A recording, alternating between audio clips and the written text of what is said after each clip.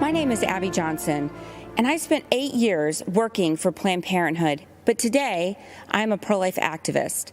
When I was in college, Planned Parenthood approached me at a volunteer fair.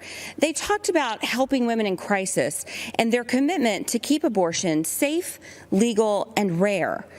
I was convinced to volunteer and later offered a full-time job as a medical assistant before my promotion to director of the clinic. I truly believed I was helping women, but things drastically changed in 2009. In April, I was awarded Planned Parenthood's Employee of the Year Award and invited to their annual gala where they present the Margaret Sanger Award, named for their founder. And Margaret Sanger was a racist who believed in eugenics. Her goal when founding Planned Parenthood was to eradicate the minority population. Today, almost 80% of Planned Parenthood abortion facilities are strategically located in minority neighborhoods.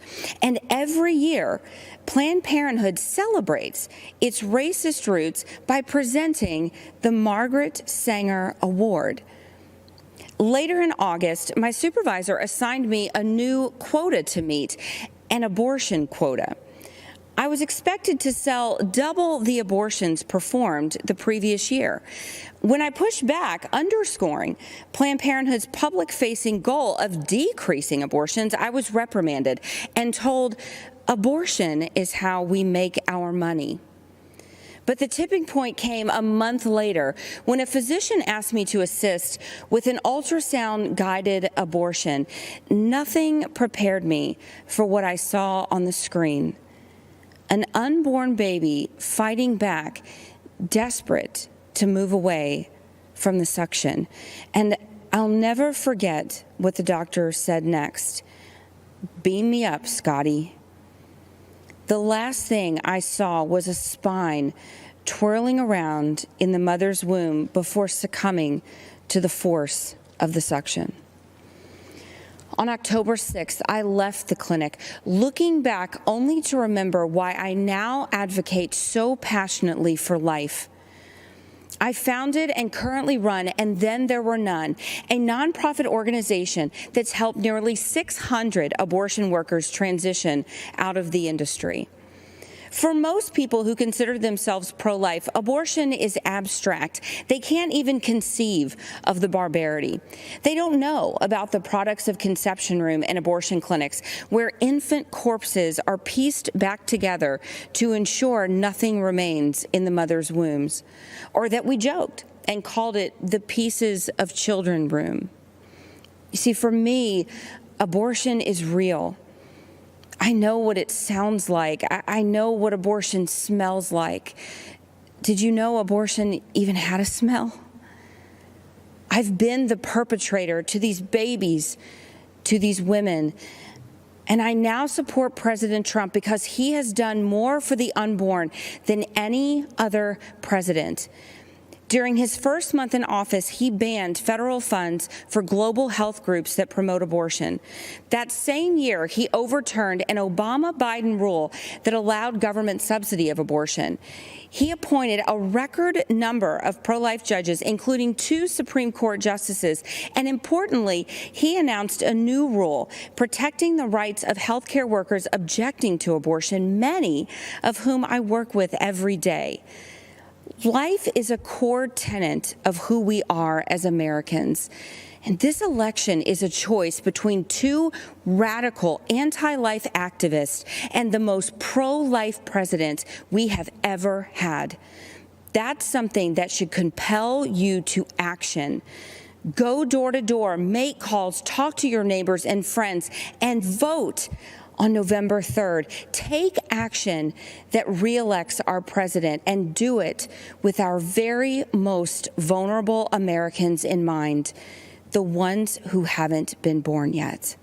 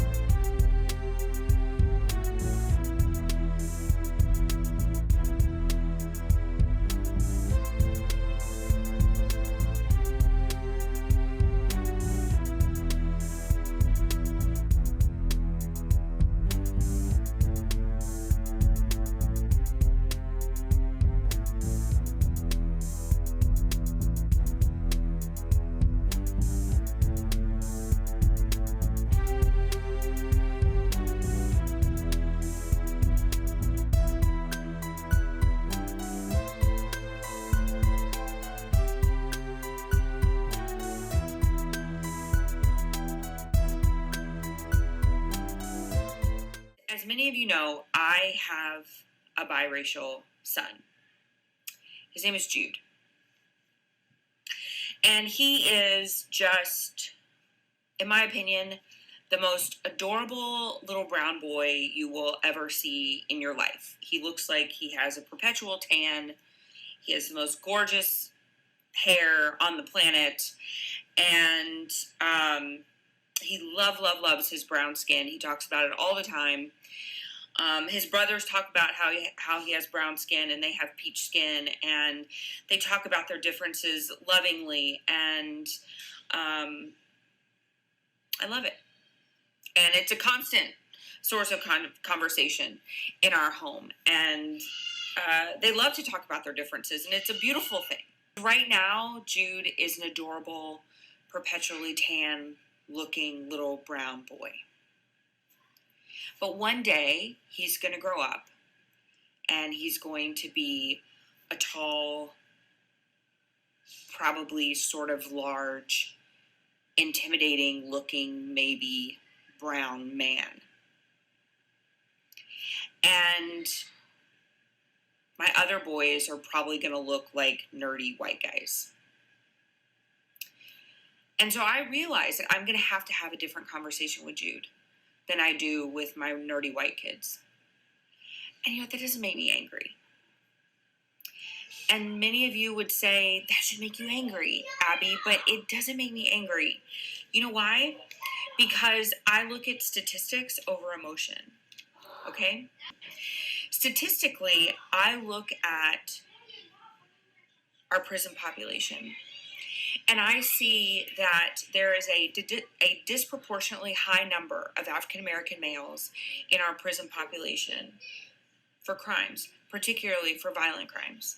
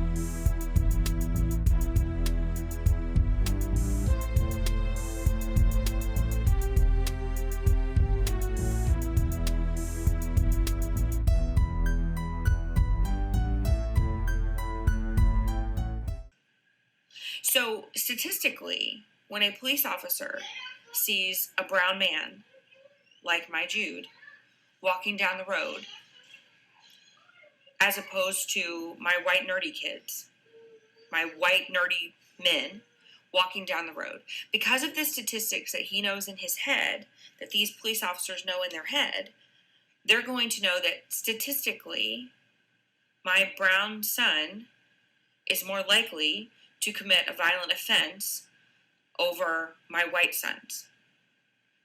Okay? So the fact that in his head he would be more careful around my brown son than my white son, that doesn't actually make me angry. That makes that police officer smart because of statistics. Now, if he treats my brown son violently, more violently than my white son, that makes me angry. But if he's on more high alert with my brown son than he is my white son, that doesn't make me angry. Because that's just smart. Because of statistics. Okay?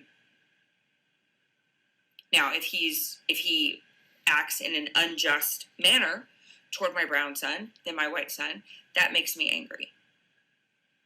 But statistically, if he's on more high alert, that I'm not angry about that. So I recognize that I have to have a different conversation with Jude. I recognize that I'm going to have to talk to him about how to behave when he gets pulled over and how to be maybe extra cautious when he gets pulled over as an adult. How he walks down the street, how he talks to a police officer if he's approached by a police officer. I get that. And that just made me angry.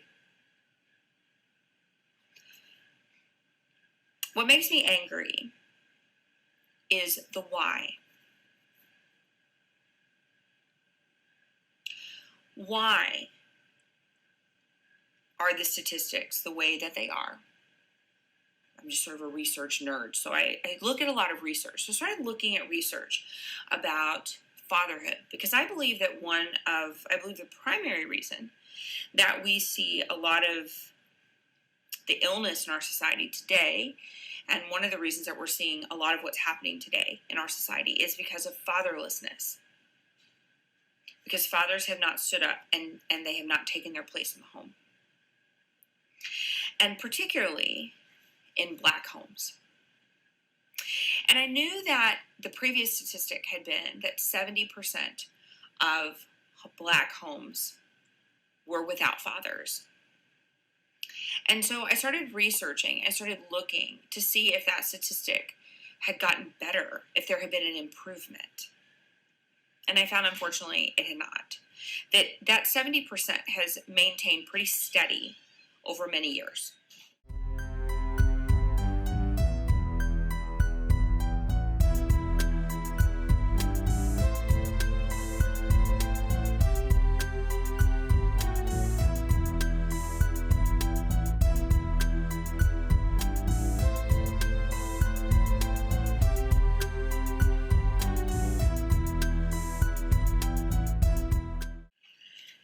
There are studies out there that are trying to redefine Black fatherhood. They are essentially saying that the 70% number is a lie because Black fatherhood looks different than white fatherhood. That Black fatherhood actually does look like a Black man coming in and out of the home and not being a consistent presence in the home. And that version of fatherhood is equivalent to a white father being consistently in the home. Okay, I don't want to cuss on here, but that is BS. And that is racist.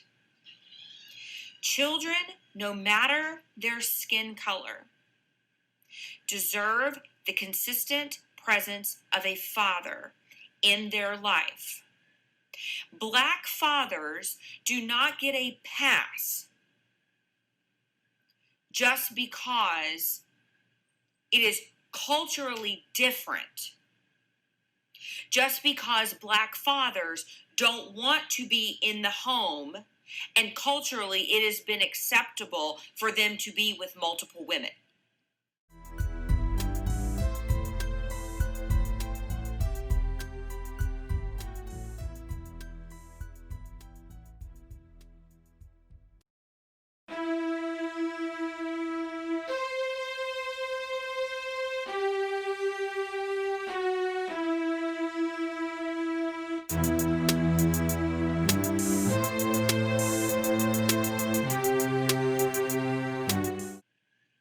First of all, women, black women, you deserve better than that.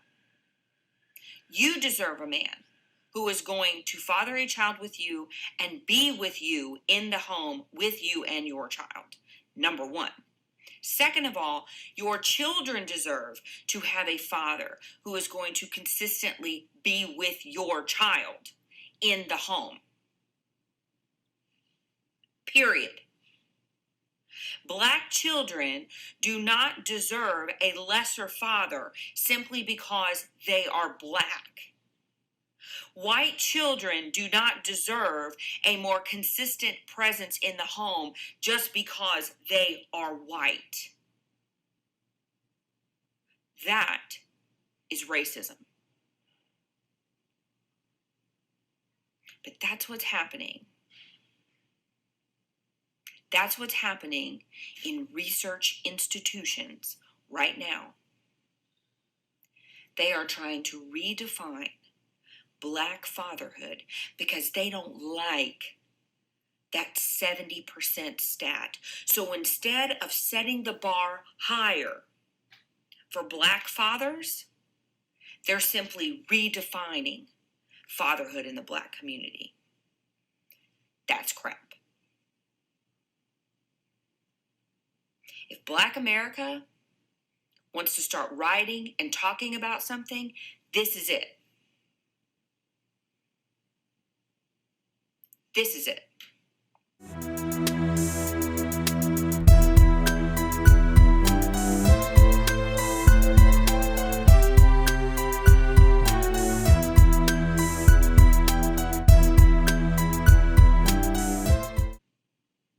Our prisons are disproportionately filled with black men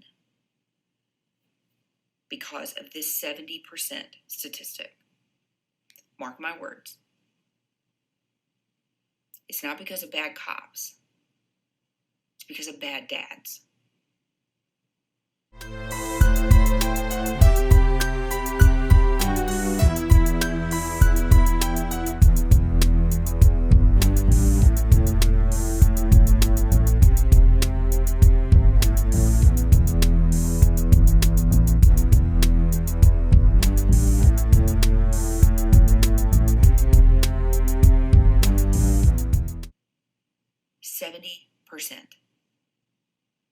Of these dads are walking out on their babies.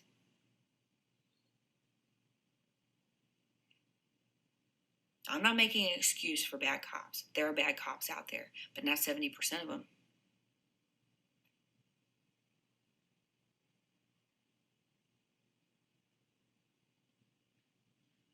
You want to end what's happening in these black communities? Redefining black fatherhood will not fix what's happening right now. Defining it in the first place is what will fix this.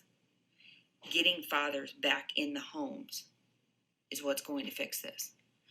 Redefining the black culture in general. Empowering women to make the decision that they deserve better than to be with a man who's going to run around on her, and that be culturally acceptable. That changes the culture.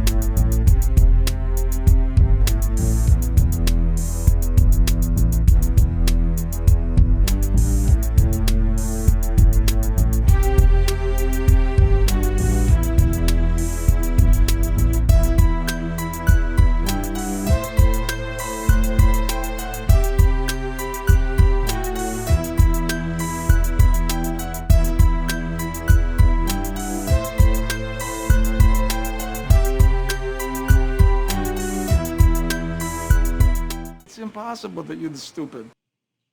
Yeah, we've got big issues right now in the black community. But at the root of it, The root is not with bad cops. The root starts in the home. The root is at the family. If you want to solve this madness that's going on right here, right now in our society, that is where you start. Because what's happening right now with police and criminals and rioting and violence, that is just a symptom of what has been going on for a long time in the homes and the communities of our Black families. It's impossible that you're stupid.